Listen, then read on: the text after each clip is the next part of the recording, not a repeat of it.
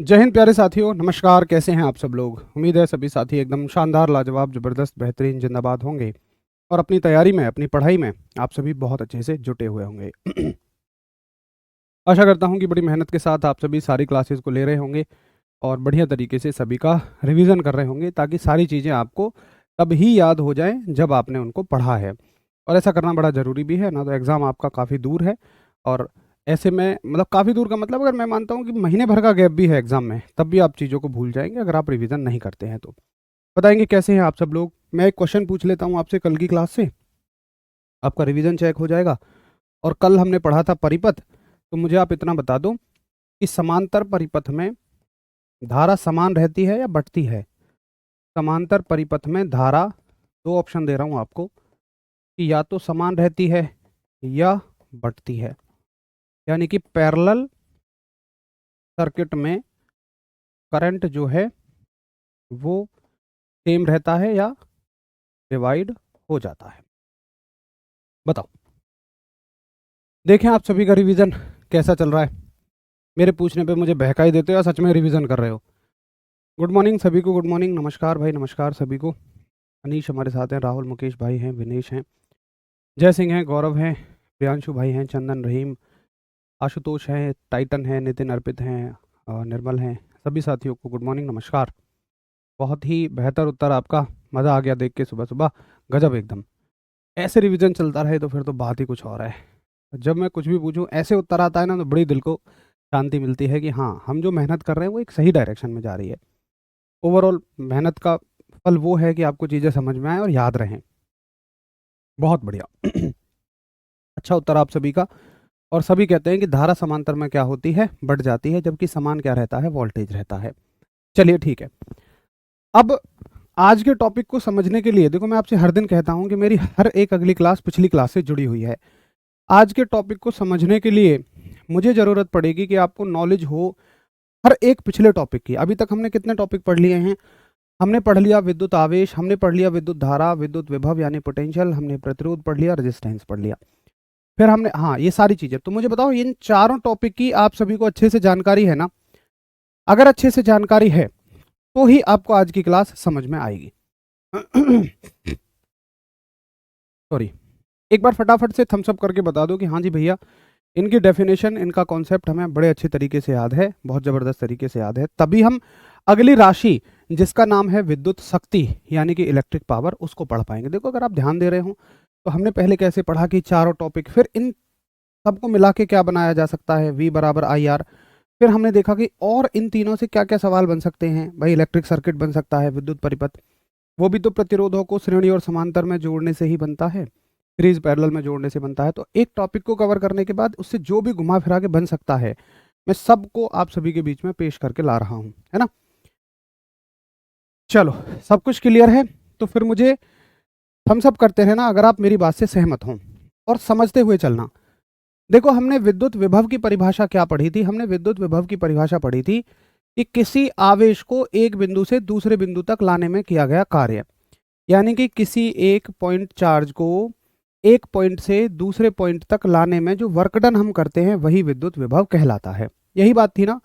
अगर हम और गहराई में जाएं तो बात ये थी कि एक इलेक्ट्रॉन को एक जगह से दूसरी जगह तक ले जाने में कितना काम हमें करना पड़ रहा है, कितना काम हमें करना पड़ेगा, इसी बात को हम क्या कह रहे हैं? उस बिंदु पर विद्युत विभव कहते हैं, उस बिंदु पर इलेक्ट्रिक पोटेंशियल कहते हैं।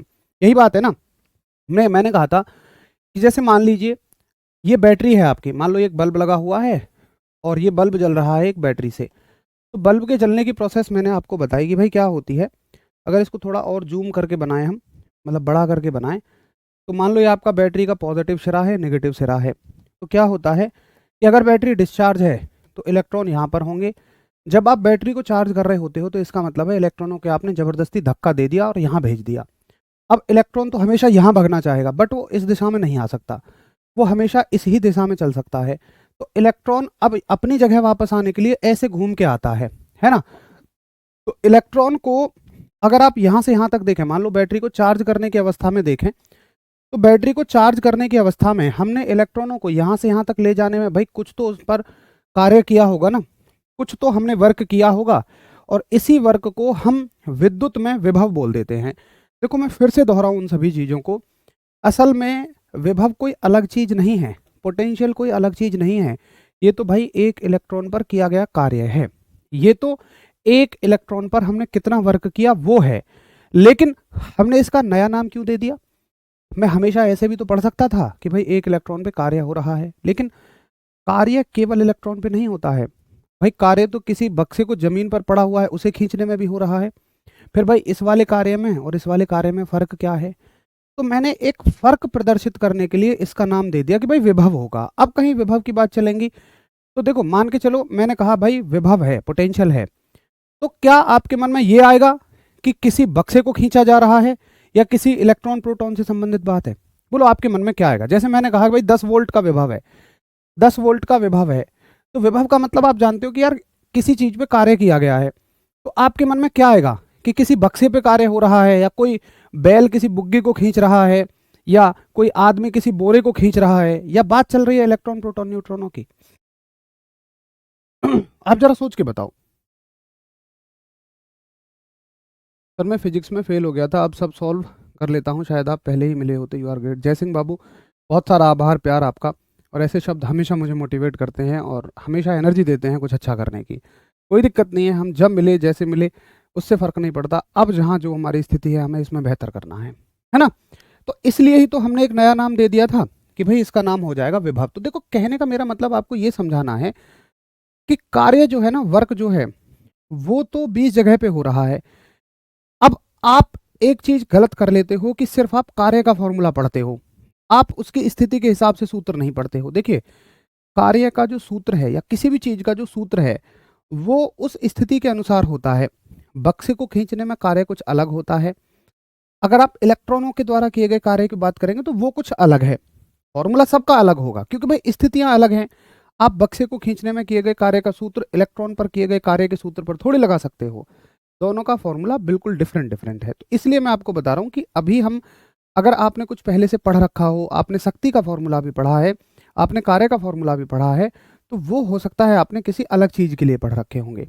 हम जो विशेष तौर पर बात करेंगे इलेक्ट्रॉन प्रोटॉन और न्यूट्रॉनों की बात करेंगे, और उनमें स्पेशली हम इलेक्ट्रॉनों की बात करेंगे कि इलेक्ट्रॉनों के रेस्पेक्ट में क्या होता है। ठीक है, तो ये बात हमें यहाँ तक क्लियर थी कि भाई किसी वस्तु पर किया गया, किसी इलेक्ट्रॉन को एक बिंदु से दूसरे बिंदु तक ले जाने में किया गया कार्य ही क्या कहलाता है, उस बिंदु पर विभव कहलाता है। ठीक है, अब सुनो, एक परिभाषा होती है ऊर्जा की। चलो विभव के साथ लगे हाथों मैं आपसे परिभाषा पूछना चाहूंगा, ऊर्जा क्या होती है? अब मुझे बताओ, यहां तक क्लियर है? कार्य हमें क्लियर हो गया। कार्य के बाद मुझे बताओ ऊर्जा क्या होती है, एनर्जी क्या होती है। देखें कौन कौन मुझे एनर्जी की परिभाषा बताएगा। ऊर्जा की परिभाषा क्या होगी? थैंक यू भाई, आप सभी का बहुत सारा प्यार। पहले कहाँ थे?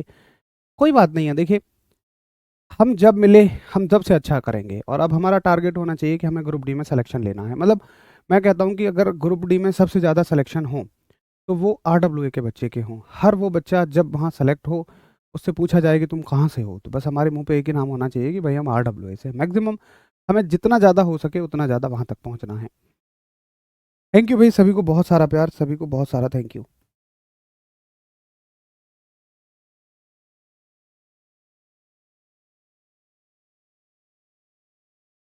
चलो बहुत ही बढ़िया कि भैया कार्य करने की क्षमता को ऊर्जा कहते हैं।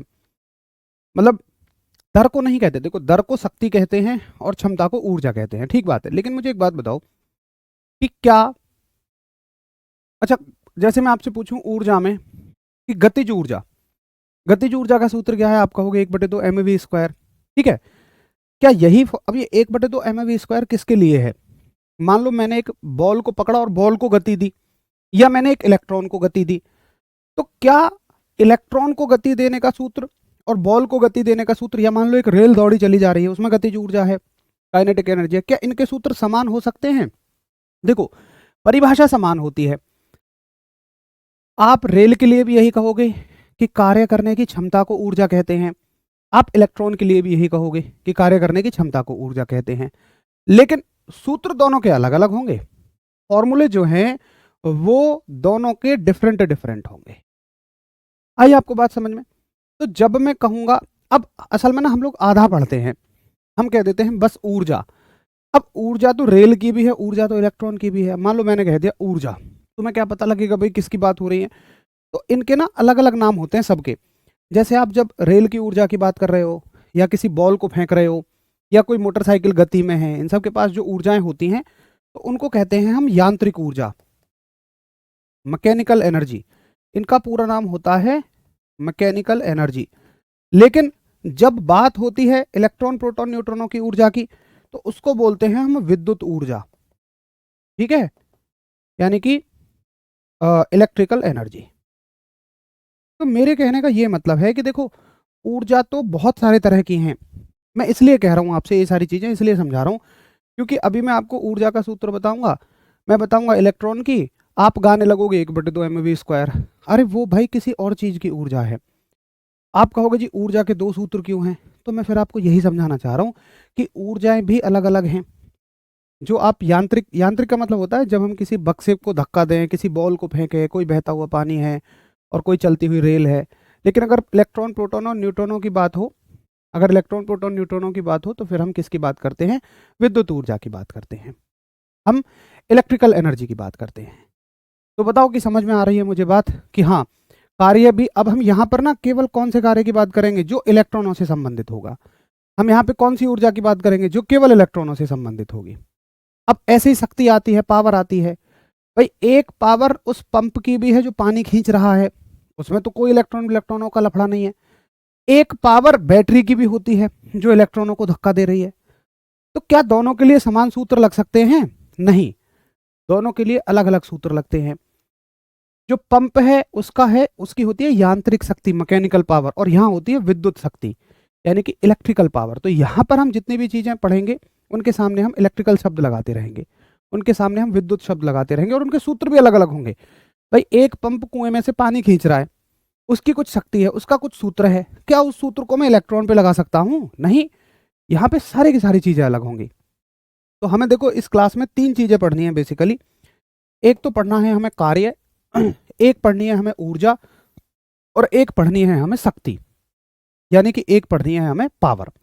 तब जाकर हम तीनों चीजों को बड़े अच्छे से क्लियर कर पाएंगे, समझ पाएंगे। तो सबसे पहले पढ़ो विद्युत कार्य। मैं हर चीज के सामने केवल कार्य नहीं लिखूंगा, और आप भी अगर केवल कार्य कहते हो ना, वो गलत है। आपको अपना यांत्रिक कार्य कहना चाहिए, मैकेनिकल वर्क कहना चाहिए। लेकिन आप कहोगे ऐसे क्या सब किताबें गलत है? नहीं। जैसे आपने देखो ये लिख दिया 2, आप इसको किसका मानोगे? प्लस का, माइनस का? बाय डिफॉल्ट आप इसको प्लस का ही मानते हो, लेकिन माइनस का 2 लिखने के लिए आपको लगाना पड़ता है। तो अगर कहीं पर खाली लिखा हुआ है ना कार्य, ऊर्जा या शक्ति, तो वो खुद ही मान लेना चाहिए कि वो यांत्रिक है। लेकिन अगर तुम विद्युत की बात करोगे तो तुम्हें लगाना पड़ेगा, जैसे माइनस की बात करोगे तो तुम्हें लगाना पड़ेगा फिर वो। चलो, तो ये हो गई आपकी विद्युत कार्य, इलेक्ट्रिकल वर्क, इलेक्ट्रिकल वर्क। और दिखाएंगे तो हम इसको भी डब्ल्यू से ही। इनके मतलब संकेत अलग अलग नहीं होंगे, संकेत तो सबके समान हैं। तो पहले देखो इलेक्ट्रिकल वर्क क्या होता है। तो भाई इलेक्ट्रिकल वर्क होता है कि एक इलेक्ट्रॉन को एक बिंदु से, एक जगह से दूसरी जगह तक ले जाने में जो कार्य लगता है उसी को हम इलेक्ट्रिकल वर्क कहते हैं। और इसका सूत्र कहाँ से निकालते हैं हम? पहले इसकी परिभाषा लिख लो। अच्छा, अगर हम और थोड़ा सा ऊपर चले, कार्य की तरफ चले, जैसे देखो मैंने तो विद्युत विभव की परिभाषा पढ़ी, थोड़ा सा 1 मिनट और लूंगा आपका, एक बेस बन जाएगा तो मजा आएगा पढ़ने में। मैंने तो यहाँ विभव की परिभाषा बताई थी, विभव की परिभाषा के लिए मैंने कार्य का इस्तेमाल किया। लेकिन एक बच्चा कहेगा भैया आखिर कार्य क्या होता है, वर्क क्या होता है? और थोड़ा सा ऊपर चलो, क्या सभी ने ये बात पढ़ी है कि वर्क का मतलब है, कार्य का मतलब है कि किसी वस्तु पर आपने बल लगाया और उसमें कुछ विस्थापन हो गया। यही तो आप पढ़ते थे कि भाई फोर्स लगाने पर डिस्प्लेसमेंट आ जाता है, फोर्स लगाने पर डिस्प्लेसमेंट के आ जाने से हम कहते हैं किसी भी जगह पे कार्य हो रहा है। ये कभी या कभी तो आपने पढ़ा होगा। जैसे मान लो कोई वस्तु है, उस पर मैंने कुछ बल लगाया, उसमें कुछ विस्थापन आ गया, तो उसको क्या बोलते हैं? हम कार्य बोलते हैं। तो मतलब कार्य का मतलब होता है कि एक वस्तु जब एक जगह से दूसरी जगह जा रही होती है, एक वस्तु जब एक जगह से दूसरी जगह चल रही होती है, तो हम कह रहे हैं कि भाई ये कुछ ना कुछ कार्य कर रही है, ये कुछ ना कुछ वर्क कर रही है, या इस पर कोई कार्य किया गया है।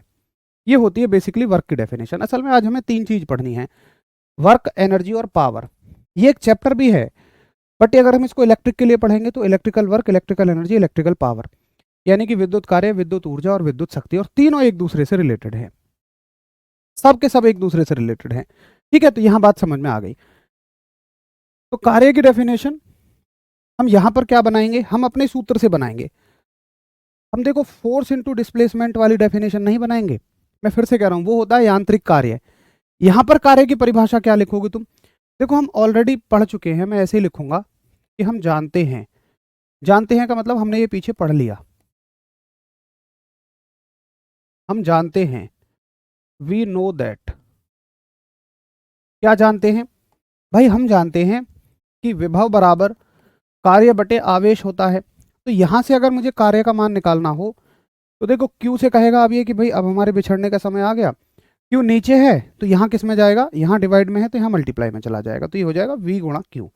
अब इनको हम ऐसे तो लिख सकते हैं कि W बराबर v गुणा क्यू।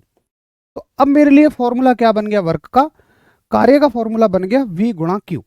अब मैं F डॉट एस नहीं लगाऊंगा, तुम रो ना मत कि भैया हमने तो बल गुणा विस्थापन पढ़ा, अरे वो तुमने भाई यांत्रिक कार्य पढ़ लिया था, वो तो मैकेनिकल वर्क था। लेकिन विद्युत कार्य का होगे तो तुम ये कहोगे कि कितना पोटेंशियल कितने आवेश पर लगा है, बस। आप चाहे तो परिभाषा बना सकते हो, वैसे कोई आवश्यकता नहीं है कि विद्युत विभव तथा आवेश के गुणनफल को कार्य कहते हैं।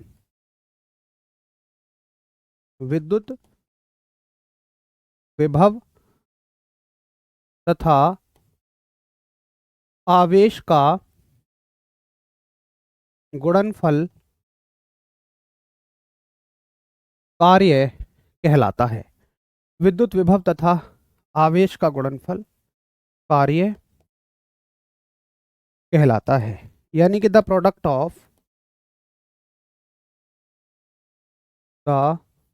Of potential and charge is solid as work. बोलो, ये बात सबको समझ में आई, मजा आ गया। भैया घर वाले सपोर्ट नहीं कर रहे, बोल रहे 28 उम्र का हो गया, छोड़ दे सब कुछ, क्या करूं प्लीज़ आप बताओ। देखो प्रवीण बाबू, मैं इसमें घर वालों की तो बिल्कुल गलती नहीं बताऊंगा, क्योंकि जो हमारी बैकग्राउंड होती है घर वालों की, उसमें एक बच्चे को 28 साल तक बिठा के खिलाना अपने आप में वाकई चैलेंज होता है। जब ढेर सारी समस्याएं सामने हों, 28 साल तक हम किसी बच्चे को खिला का मारें, वो बड़ा मुश्किल होता है। लेकिन मैं आपकी भी गलती नहीं बताऊंगा, मैंने भी ये सारी चीज़ें झेली हैं। देखो कोई भी आप में से अगर इस समस्या से जूझ रहा है कि वो घर वालों से पैसा ले रहा है, देखो असल में दो चीज़ें होती हैं। एक उम्र के बाद घर वाले, या एक स्थिति के बाद घर वाले आपसे उम्मीद करते हैं कि आप उन्हें सपोर्ट करें, जबकि आप उनसे उल्टा ले रहे होते हो, तो आप दोहरी मार पड़ रही है घर वालों को। आप घर वाले उम्मीद कर रहे हैं मिल जाए कुछ, बट उनको और देना पड़ रहा है।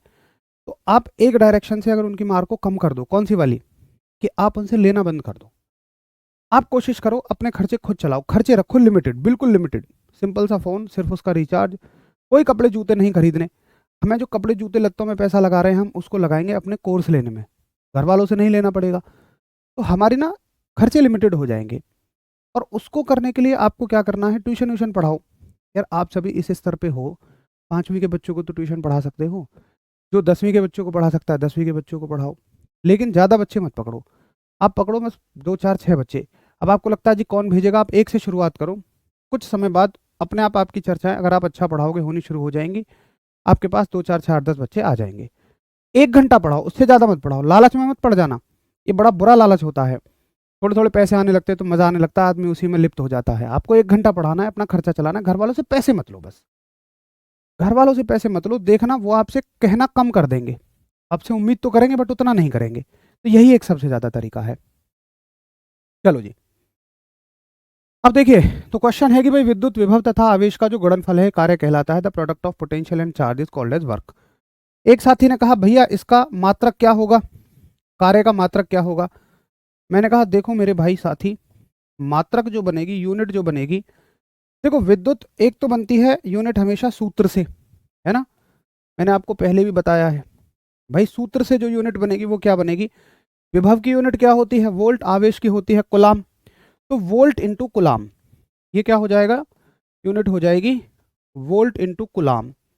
लेकिन भैया ऐसा यूनिट क्या होगी, अच्छा, इसको हिंदी में लिखना चाहो लिख लो, हालांकि हिंदी ही लिखी है ये तो, क्योंकि ये सब नाम है, नाम तो हिंदी इंग्लिश में एक ही रहता है ना। वोल्ट पर कूलाम, तो भैया जी वोल्ट इंटू कूलाम को हम एसआई मात्रक में क्या बोलें, डायरेक्ट मात्रक क्या बोलें, तो इसका जो एसआई मात्रक है, इसकी एसआई यूनिट जो है वो होती है जूल। ठीक है, तो वोल्ट इंटू कूलाम को ही हम क्या बोल देते हैं, जूल बोल देते हैं। अब देखो सवाल कैसा आएगा, सवाल आएगा कि निम्न में से जूल किसे कहा जा सकता है, मतलब जूल किसे कह सकते हैं। ए ऑप्शन होगा volt into coulomb, B option होगा वोल्ट पर कूलाम, सी ऑप्शन होगा वोल्ट की पावर 2 गुणा कूलाम, ठीक है, डी ऑप्शन होगा न्यूटन। बताओ कि किसे आप जूल कह सकते हो, बताइए। अब देखो बहुत सारे साथी हैं, कोई नाइट में जॉब कर रहा है, कोई गार्ड की ड्यूटी कर रहा है, तो ऐसा नहीं है कि हम चीज़ों को नहीं संभाल सकते। असल में देखो यार, स्थितियां तो खराब आएंगी।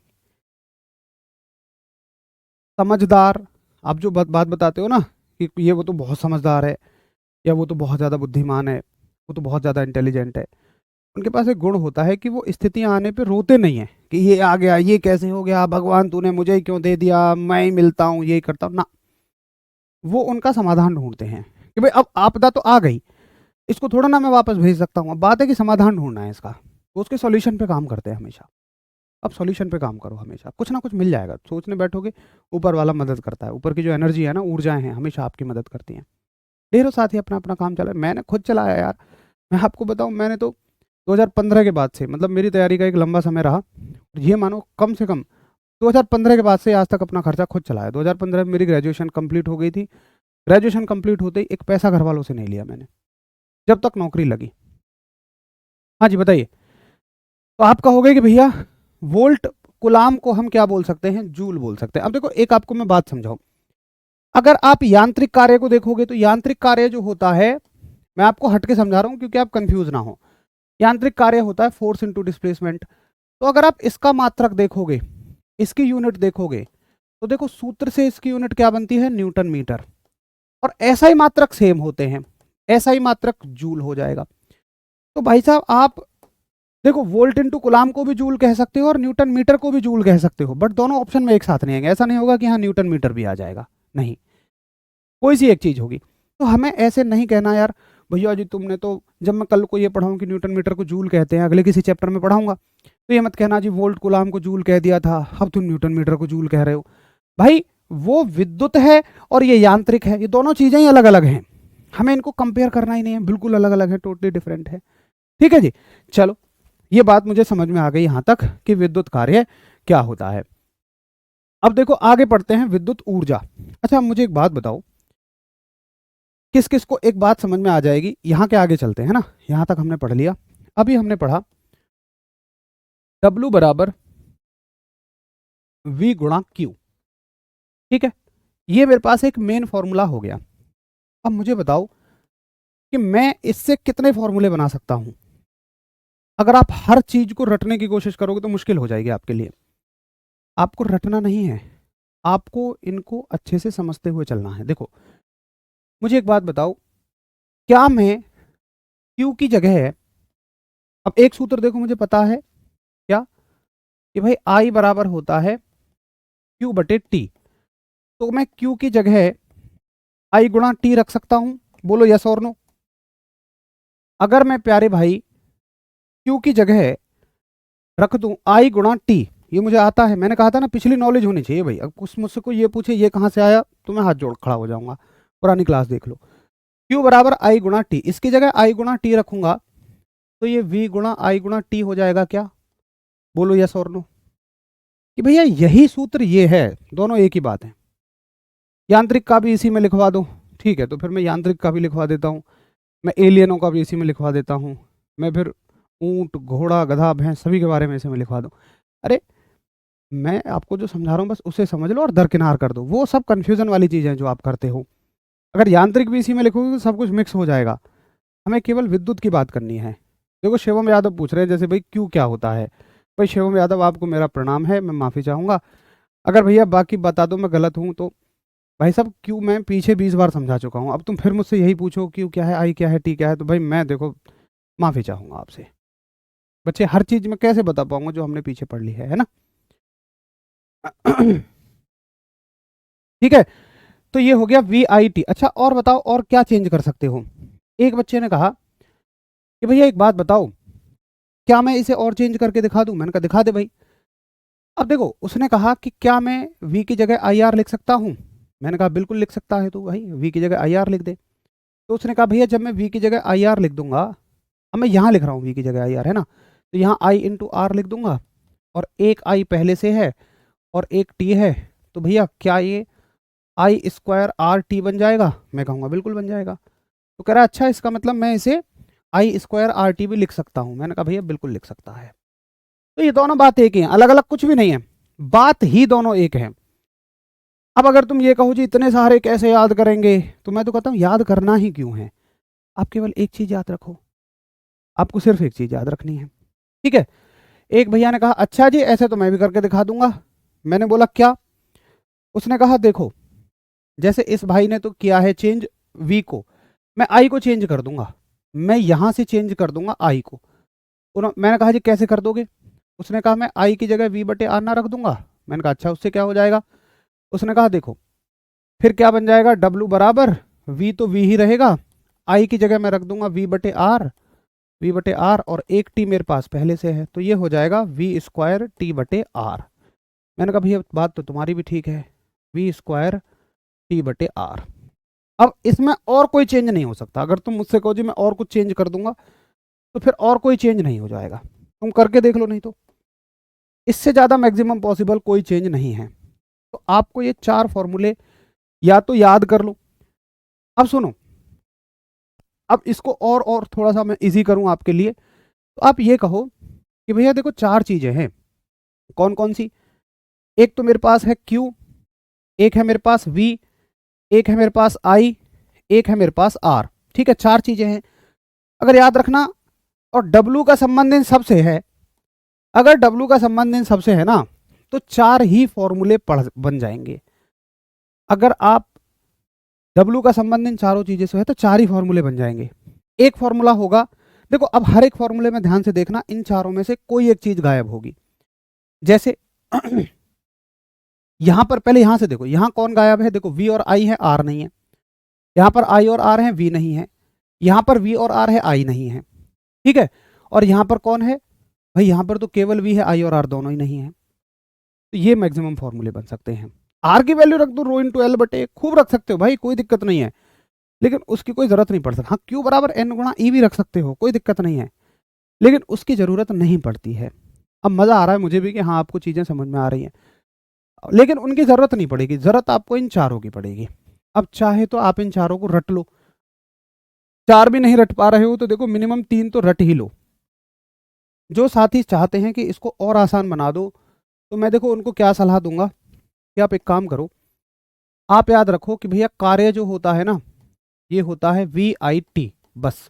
ठीक है, आप यहां से शुरू करो, आप यहां से शुरू ही मत करो, आप यहां से शुरू करो।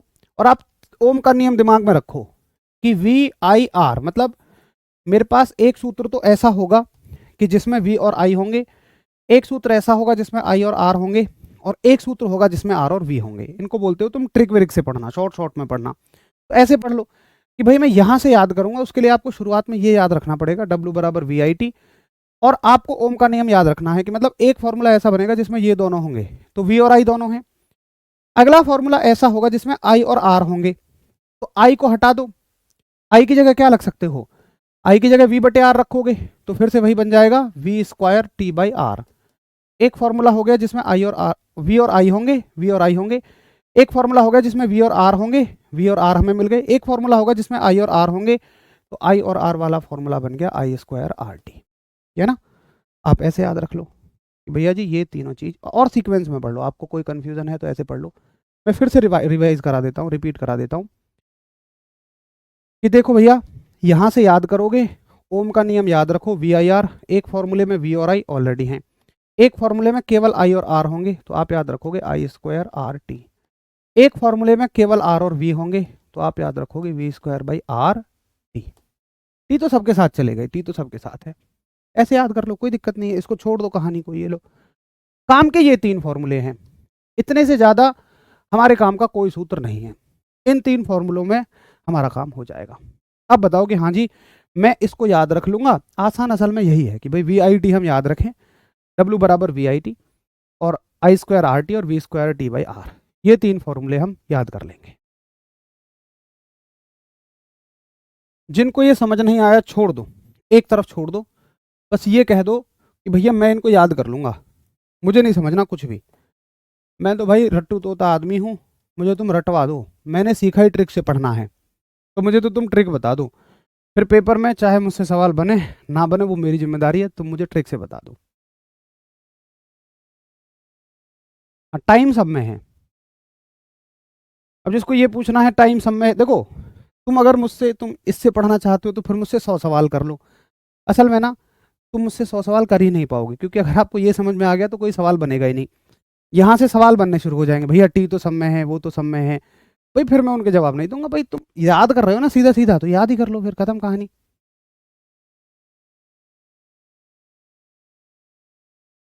ठीक है, चलो फिर से एक बार देख लो। कार्य का फॉर्मूला आपको याद रखना है कि भाई कार्य का जो सूत्र है, मैं फिर से एक बार रिवाइज करा रहा हूं, अगली स्लाइड पे देख लो, जिनको यहां तक समझ नहीं आया वो सुनो। कार्य का फॉर्मूला है, एक तो फॉर्मूला हो गया हमारे पास ये v गुणा क्यू, ठीक है। बाकी आप यही एक कार्य का फॉर्मूला याद रख लो, वी आई टी।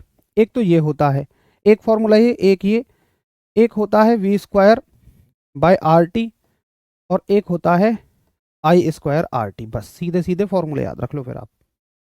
ये लो भैया, अब बताओ, अब क्लियर है कि मैं एक फॉर्मूला ये याद रख लूंगा और 3 फॉर्मूले ये याद रख लूंगा, कुल 4 फॉर्मूले मैं याद कर लूंगा। एक बार थम्स अप करो, अब क्लियर है भैया मुझे।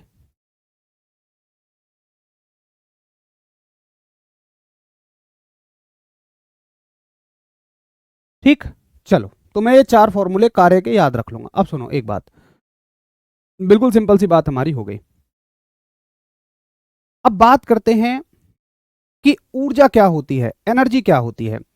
यहां तक हमारा विद्युत कार्य हो गया, विद्युत कार्य कंप्लीट हो गया यहां तक, ठीक है। अब देखिए बात करते हैं, ये हमने इसका सवाल कर लिया था, अब चलते हैं विद्युत ऊर्जा पर। विद्युत ऊर्जा, विद्युत ऊर्जा यानी कि इलेक्ट्रिकल वर्क, तो sorry electrical energy, electrical energy. अब देखो विद्युत ऊर्जा को हम ई से दिखाते हैं, ई।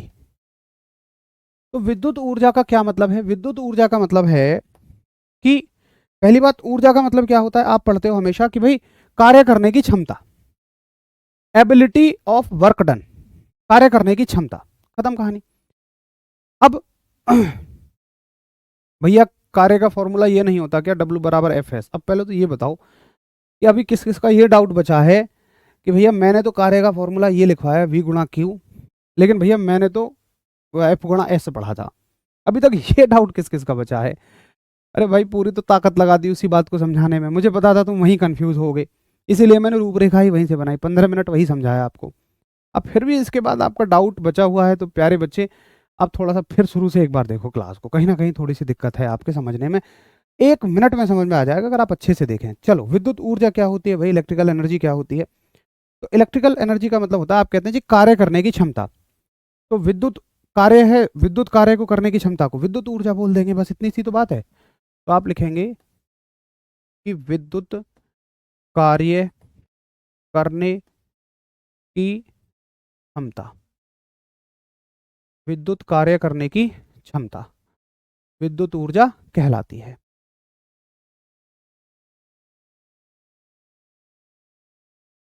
विद्युत ऊर्जा कहलाती है, यानी कि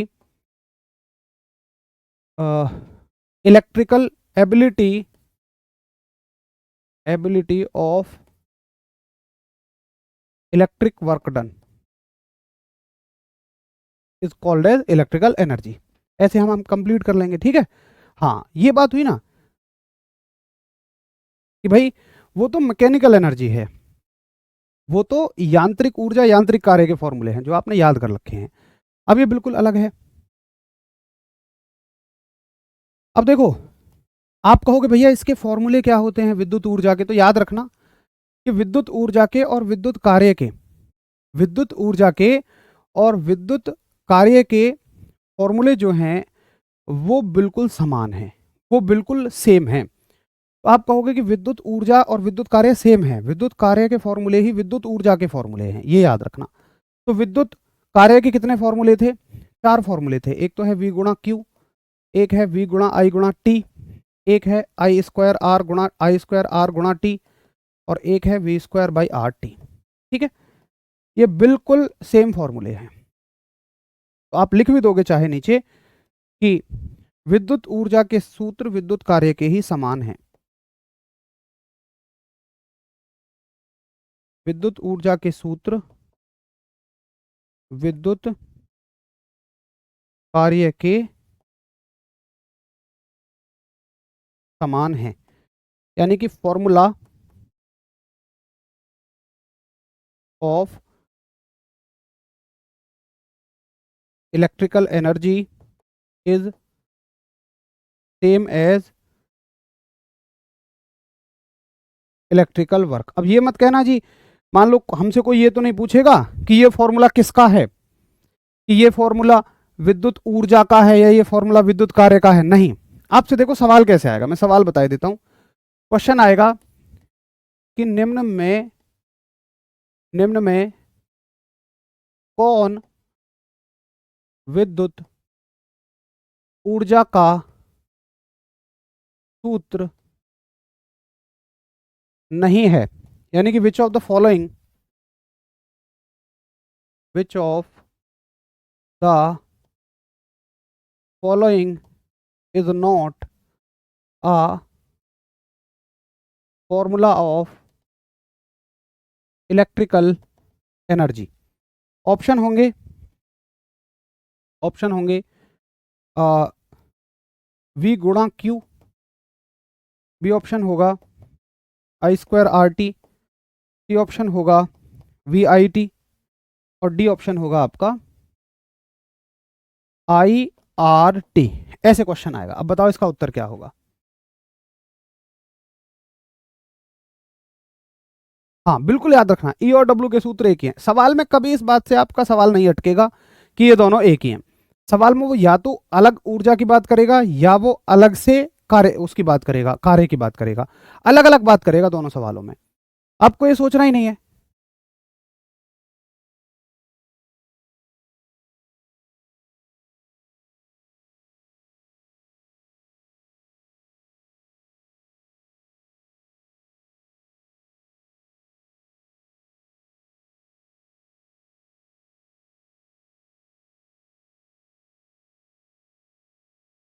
ठीक है, तो आप कहोगे कि देखो भैया, भाई V गुणा Q भी है, आई स्क्वायर आर टी भी है, वी आई टी भी है, आई आर टी नहीं है। आई स्क्वायर आर टी होता तो ठीक है। बस ऐसे करके चीजें पूछी जाएंगी। अब तुम मुझसे ये कहो जी, ऐसा क्यों होता है कि दोनों के सूत्र समान हैं? देखो मेरी एक बात को समझो कि पेपर में आपके में ना कभी क्यों से प्रश्न बनता ही नहीं है, जितना क्यों जरूरी है। जैसे यहाँ क्यों जरूरी था कि भाई आपको पता होना चाहिए कि आखिर आ कहाँ से रहे हैं, तो मैंने आपको समझाए। ठीक है, मैंने आपको यहाँ बड़े अच्छे से समझाया कि ये आ कहाँ से रहे, मैंने सब कुछ बना बना के बताया। अब आपकी मर्जी है, अगर आपको ये मुश्किल लगता है तो मैंने आपको दूसरा विकल्प भी दे दिया कि क्यों से सवाल नहीं पूछेगा। वो ये नहीं पूछेगा यहाँ से ये क्यों आया, ये क्यों आया, ये क्यों आया, कभी नहीं पूछेगा। बस आपसे इनसे जुड़े सवाल पूछेगा। आपको सिर्फ इतना याद है तो आप कर ले जाओगे, कभी आपसे ये नहीं पूछेगा।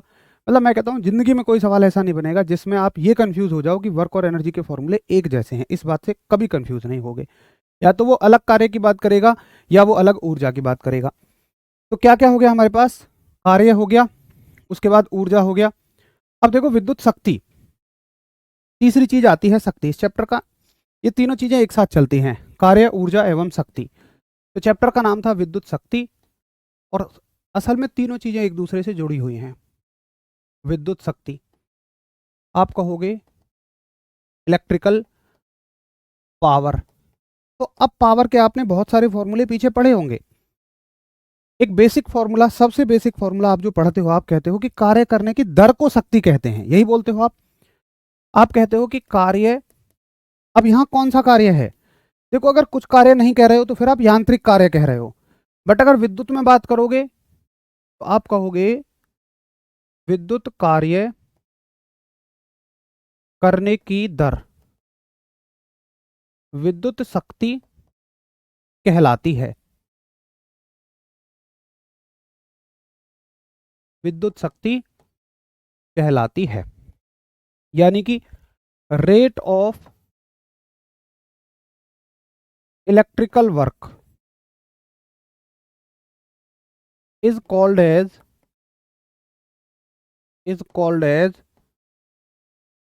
Electrical power. ठीक है, तो सूत्र क्या होता है? आप सूत्र पढ़ते हो हमेशा कि भैया जो शक्ति है ना, ये होती है कार्य बटे समय। ठीक है, कार्य बटे समय, यहां तक क्लियर है सबको कि भाई ठीक है, पावर का फॉर्मूला W बटे T है। अब भाई साहब मुझे एक बात बताओ कि बाकी सूत्र क्या बनेंगे? समझो मेरी बात को, मैं आपको अलग करके बताता हूं। मैंने लिखा पावर का फॉर्मूला है W बटे T, और W के कितने फॉर्मूले याद है मुझे W के फॉर्मूले याद हैं कि भाई W होता है V गुणा Q, ये होता है VIT, ये होता है I²RT, ये होता है V²T बाई आर। यही तो फॉर्मूले हैं। अब आप कहते हो कि पावर की जगह क्या लिख दोगे? W बटे T। मतलब अगर आप देखो W की जगह ये रखोगे VQ, तो बटे T आ जाएगा। ठीक है, या आप V अगर W की जगह रखोगे, एक एक करके रख लेते हैं ना, एक काम करो, एक एक करके सारी चीजें पुट कर लेते हैं। मैंने रखा पावर बराबर, अच्छा चलो एक काम कर लो ना, मुझे इतना पता है कि वर्क के फॉर्मूलों में समय से भाग कर दूंगा तो पावर बन जाएगी। मतलब इन फॉर्मूलों में अगर मैं सब में वर्क से भाग कर दूंगा, टाइम से भाग कर दूंगा तो पावर बन जाएगी। तो इसमें भी टाइम से भाग कर दो, इसमें भी टाइम से भाग कर दो, इसमें भी टाइम से भाग कर दो, इसमें भी टाइम से, तो देखो ये पावर के फॉर्मूले बन जाएंगे। अब यहां तो कुछ भी हटाने को है ही नहीं, तो VQ बटे T हो जाएगा। अब यहां से T हट जाएगा, ये हो जाएगा VI, यहां से T हट जाएगा, ये हो जाएगा I²R। ठीक है, और यहां से T हट जाएगा, ये बच जाएगा V²/R। तो यही फॉर्मूले किसके लिए काम कर जाएंगे? हमारे शक्ति के लिए काम कर जाएंगे। यही फॉर्मूले, यही सूत्र हमारे लिए किसके लिए काम कर जाएंगे? पावर के लिए काम कर जाएंगे। ऊर्जा का ऐसा ही मात्रक जूल है क्या? ऊर्जा का ऐसा ही मात्रक भी जूल है क्या? नहीं, ऐसे मत पढ़ो, ऐसे पढ़ो, ऊर्जा का ऐसा ही मात्रक ही जूल है। ऊर्जा का ऐसा ही मात्रक सिर्फ और सिर्फ जूल है। NTPC की बची हुई क्लास इस संडे हो जाएंगी। टाइम टेबल मैं आपको कल बता दूंगा किस टाइम होनी है। ठीक है, तो भैया मेरे को बात समझ में आ गई कि देखो पावर के जो फॉर्मूले हैं ना, शक्ति के जो सूत्र हैं, वो क्या बनेंगे? बेसिक फॉर्मूला तो ये है, और इसी से तोड़ मरोड़ के और सूत्र बन जाते हैं। वो क्या क्या है? V और Q में तो टाइम का डिवाइड लग जाता है, बाकी सब में से टाइम हट जाता है। जैसे V और I में से टाइम का डिवाइड टाइम हट जाएगा, यहां से टाइम हट जाएगा, और यहां से आपका टाइम हट जाएगा, तो ये हो जाएगा V²/R। ये हो गया क्लियर। लो बोलो क्लियर है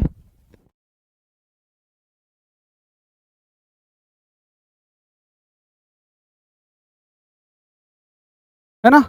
तो बस इतना सा हमें पढ़ लेना है। अब एक बार आप इसको पढ़ लो और फिर मैं आपको बताता हूं इस सारी चीजों को एक साथ लिख के, तो हमारा रिवीजन हो जाएगा। अगर आप मात्रक देखोगे तो देखो ऐसा ही मात्रक तो सभी का सेम है। यूनिट ऐसा ही मात्रक आप देखोगे ना, चाहे वो विद्युत कार्य हो, चाहे वो यांत्रिक कार्य हो, चाहे वो गुरुत्वाकर्षण का कार्य हो, किसी भी तरह का कार्य हो, सबका मात्रक सेम ही रहेगा। तो पावर का मात्रक भी सेम ही रहेगा। अगर ऐसा ही मात्रक की बात करोगे तो वो तो वॉट ही रहेगा। चाहे आप कोई सी भी पावर देख लेना, हमेशा वॉट रहेगा। हाँ, बस इतना सही तो समझना है, सब एक ही फॉर्मूले हैं, बस सब चीज थोड़ी सी इधर उधर करनी है। अब सुनो, एक साथ पढ़ लो सारे फॉर्मूले, आपको समझ में आ जाएगा। सबसे पहले पढ़ो कार्य के फॉर्मूले, सबसे पहले पढ़ो वर्क के फॉर्मूले, फिर पढ़ो एनर्जी के फॉर्मूले। ठीक है, एनर्जी यानी कि ऊर्जा के सूत्र। फिर पढ़ लो शक्ति के सूत्र यानी कि पावर के फॉर्मूले। और देखो और आसान आपके लिए बनाऊं मैं चीजों को। एक पहले पहले वाले फॉर्मूले को छोड़ दो, आप यहां से शुरू करो। वी आई टी पहला फॉर्मूला है, दूसरा फॉर्मूला है आई स्क्वायर आर टी, और तीसरा फॉर्मूला है वी स्क्वायर बटे आर टी। ठीक है, अब ऊर्जा के फॉर्मूले तो सेम है, बिल्कुल कॉपी पेस्ट मार दो, सारे फॉर्मूले यही हैं। लेकिन अगर तुम मुझसे शक्ति के सूत्र पूछोगे तो मैं कहूंगा सब में से टी हटा दो, बस हटा दो टी, ये वी गुणा आई बन जाएगा, ये आपका आई स्क्वायर आर बन जाएगा, और तीसरे में ये वी स्क्वायर बटे आर बन जाएगा। बस सब में टी हटा दो, खत्म। वो आपको पहला वाला फॉर्मूला जो है ना, अगर याद भी नहीं हो रहा है, क्योंकि उसमें थोड़ी गड़बड़ है। गड़बड़ क्या है, देखो यहां हमें याद रखना पड़ेगा कि शक्ति में टी हट रहा है, लेकिन उसके लिए याद रखना पड़ेगा कि शक्ति में टी जुड़ रहा है। कैसे, अगर आप वो वाला फॉर्मूला देखोगे तो वो हो जाता है वी गुणा क्यू, मतलब यहां इन सब में टी है बट उसके साथ टी नहीं है, यहां भी इन सब में टी है बट उसके साथ टी नहीं है। जब यहां टी हट जाएगा उसमें टी जुड़ेगा, यही तो हम पढ़ रहे हैं। देखो मैंने आपको लिखवाया तो है कि उसमें टी जुड़ जाता है। यहाँ देखो वी क्यू बटे टी हो जाता है, तो यहाँ क्या हो जाएगा आपका, एक सेकंड कहाँ गया भाई, ये यहाँ टी जुड़ जाता है। तो आपको नहीं भी याद हो रहा है तो इसे छोड़ सकते हैं, कोई दिक्कत नहीं है। ऊपर के 3 फॉर्मूले मेन हैं, ऊपर के 3 फॉर्मूले इसमें इंपॉर्टेंट है।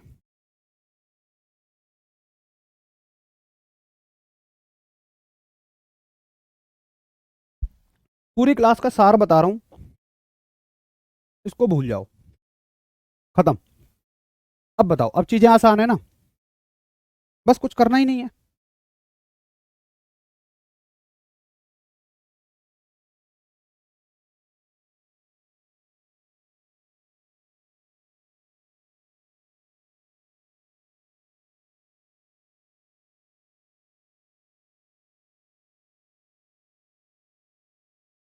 अब बताओ, समझना छोड़ो। देखो मैं आपको बताऊं कि समझना तो आपके सिलेबस में है ही नहीं, आपको तो सिर्फ याद करना है चीजों को। कभी समझने से कुछ फॉर्मूला नहीं आएगा, कुछ नहीं पूछा जाएगा समझने से। बस आपको ये पूछा जाएगा कि ये सूत्र क्या है या इनसे बनने वाले सवाल क्या है, इतने से काम हो जाएगा। वो भी याद हो गया है तो बहुत बढ़िया। अब जैसे आपको अच्छा लगता हो वैसे कर लो। बेसिकली ये 3 चीजें हैं बस, ये 3 चीजें हैं, एक ये है, एक ये है और एक ये है। अब इन्हीं से घुमा के एनर्जी बन जाती है और इन्हीं से घुमा के शक्ति बन जाती है। शक्ति पूछा है तो टी हटा दो। चलो तो भैया जी अब थोड़ा सा आगे चलेंगे, और ये तो हो गया हमारा वर्क एनर्जी एंड पावर, कार्य ऊर्जा एवं शक्ति की। आज हमने सूत्र समझ लिए, थ्योरी समझ ली। अब कल तो सैटरडे है, क्लास आपकी नहीं होगी, ये क्लास होगी आपकी मंडे को।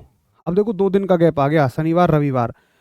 अब इसके मैं क्वेश्चन कराऊंगा आपको मंडे को, तो मैं सभी से रिक्वेस्ट करूंगा कि भैया जी इन सूत्रों को आप अच्छे से याद कर लेना। रिक्वेस्ट करूंगा, अच्छे से ये सूत्र आपको याद होने चाहिए, तभी आप इनके क्वेश्चंस को समझ पाओगे। तो सारे प्रीवियस ईयर क्वेश्चन जो भी कार्य से, ऊर्जा से, ऐसे बोलो विद्युत कार्य से, विद्युत ऊर्जा से और विद्युत शक्ति से संबंधित है, electrical work, electrical energy and electrical power से रिलेटेड है, हम उनको अच्छे से मंडे में करेंगे। लेकिन आपको उसके लिए फॉर्मूले आने चाहिए। और मैंने आपको एक बात बता रखी है कि शनिवार और रविवार, सैटरडे और संडे, आपको ना दोनों दिन अच्छे से रिवीजन करना है। कब तक का, जब से आपने कोर्स को शुरू किया है। तो जब से आपने कोर्स शुरू किया है तब से लेकर अब तक जो आपने पढ़ा उसको 2 दिन बढ़िया तरह से रिवाइज कर लेना, पूरा का पूरा रिवाइज करना, ये बहुत ज़रूरी है, नहीं तो आप भूल जाओगे चीज़ों को। कल आपको क्विज मिलेगी, क्विज के क्वेश्चन के आंसर आपको करने हैं। क्विज मिलती है आपको एप्लीकेशन पे, एप्लीकेशन में आप जाएंगे हमारे क्विज वाले सेक्शन में, और वहाँ पे आपको क्विज लिखा हुआ है, वहाँ पे क्विज वाले सेक्शन में आप क्विज डालिएगा तो आप अपना टेस्ट कर सकते हैं कि आपने जो पढ़ा है उसमें से कितने क्वेश्चन आप बना पा रहे हैं। मिलते हैं कल, नमस्कार, धन्यवाद, जय हिंद।